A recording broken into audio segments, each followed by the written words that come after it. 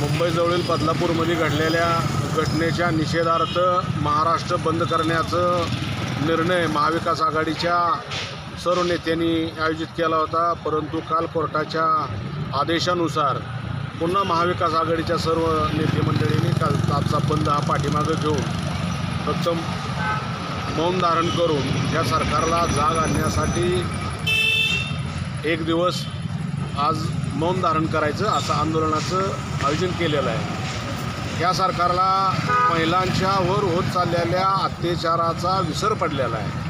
महिलांवर वाढत्या अत्याचाराला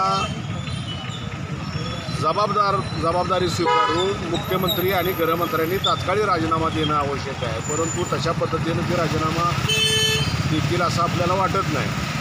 सध्याची परिस्थिती पाहिली तर ह्या 8 दिवसामध्ये किमान 12 ते 13 मुलींच्यावर बलात्कार झालेले आहेत।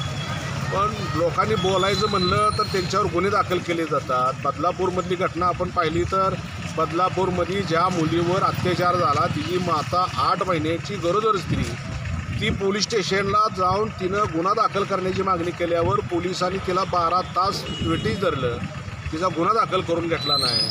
आदर्श विद्यालयामध्ये घडलेली घटना त्या आदर्श विद्यालयातल्या सर्व कर्मचाऱ्यांना वाचवण्याची भूमिका राज्य सरकारची आपल्याला दिसून येते।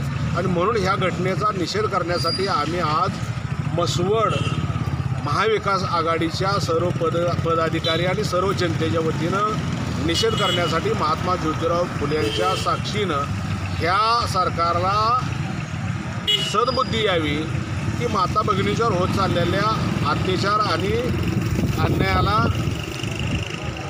तात्काळ जे कोण अन्याय करेल त्याला शासन झालं पाहिजे आणि कठोरातलं कठोर शासन करून संबंधित लोकांना न्याय द्यावा, एवढीच प्रामुख्याने आमच्या आंदोलनाची भूमिका। आवाज माणदेशाचा, माणदेशातील प्रत्येकाचा। माणदेश प्राईम सबस्क्राइब करा आणि अपडेट रहा। नवीन व्हिडिओच्या नोटिफिकेशनसाठी बेल आयकॉनचं बटन दाबा। धन्यवाद।